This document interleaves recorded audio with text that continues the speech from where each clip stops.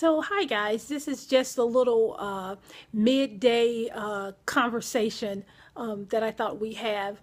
I took my dog out for a walk earlier today, and as I was walking, I was listening to the late Bishop Veron Ash, whom I love. He just inspires me so much, and I just love the revelation that he had. But anyway, something simple today. In his sermon, he was just saying, I forgot what he was talking about, but he said, you can't spend an hour talking to God and God not talk back to you. And it just really resonated in my spirit. And so I spent the last hour just talking, to my Father. And I wasn't laying prostrate, which I do sometimes. And I wasn't just crying out to him, which I do sometimes. I just simply had a conversation. I made me a cup of coffee and I sat down at my kitchen table and I talked to my Father.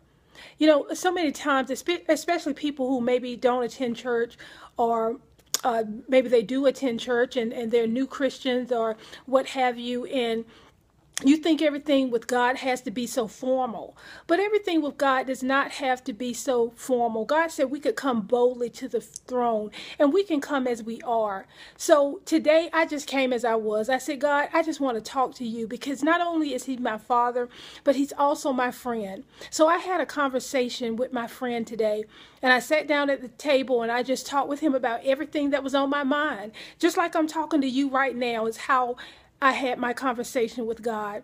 And guess what? Bishop Veron Ash is right. You can't talk to God for an hour and he not talk back to you. And actually, it didn't even take an hour, which I did spend an hour, but he began to talk to me immediately. And I could hear him as I talked with him, then he would speak back with me. And it was just such a wonderful thing. And I just wanted to share that with you. The Bible tells us in Philippians 4, I think it's 6 and 7, it tells us to be anxious, be careful for nothing, but in all things, through prayer and supplication, make your requests known unto God. And the peace of God that surpasses all understanding will keep your heart and mind through Jesus Christ. Now, when you make supplication means request or petitions.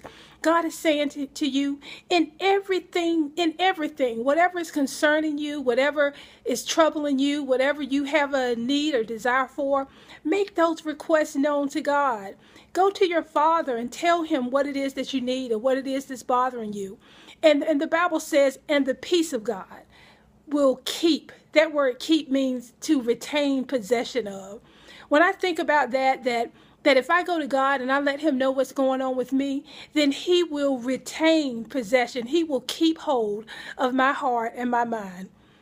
And that's the problem. So many times, instead of, we might go to God here and there, but he says, come to him with everything. He said, in all things, through prayer and supplication, make your requests known unto him.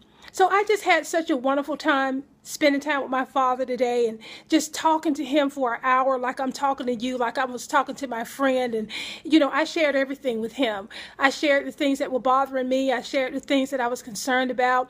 I shared the areas in my life that I know I need to work on. And it was so wonderful to just sit and be honest, because you know what? God knows everything, absolutely everything about you. He knows every wrong thing that you've done. He knows every wrong thought that you've had. So you don't have to come to him and be fake. You can be real with God. And guess what? He loves you regardless. He knows everything that you've done, and he loves you with an unconditional love. So listen, if you are not someone who prays on a regular basis, I encourage you to do so. And to understand that prayer is not, there's so many different ways to pray, but prayer is really just talking to God. Whether you're laying prostrate before him, whether you're crying out to him, whether you're just sitting at your kitchen table with a cup of coffee, that is prayer. So spend some time with your Father today. I promise you, if you will talk to him, he will talk back. And I got so much out of that hour that I spent with him, so many new ideas and things that I'm going to put into place. And we're just going to continue to talk every day. Which I talk to God. Listen, I talk to God every day anyway. My whole day is filled with conversation to him. But I just like taking that time, just saying, Lord, this hour is for you, and we're just going to talk, and I'm going to talk to you, and I want you to talk back to me, and I need you to tell me what you're going to have me to do, and what, where to put my foot down next. And God, this is what's on my mind, and this is what's bothering me.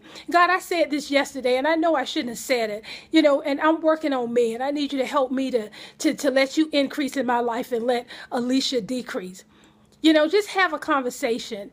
And, a lot of times we say, oh, I don't have time. I don't have an hour to spend with God. Oh, yes, you do. See, because you make time for that in what you want to do. So even if the only time you have is 4 o'clock in the morning, guess what?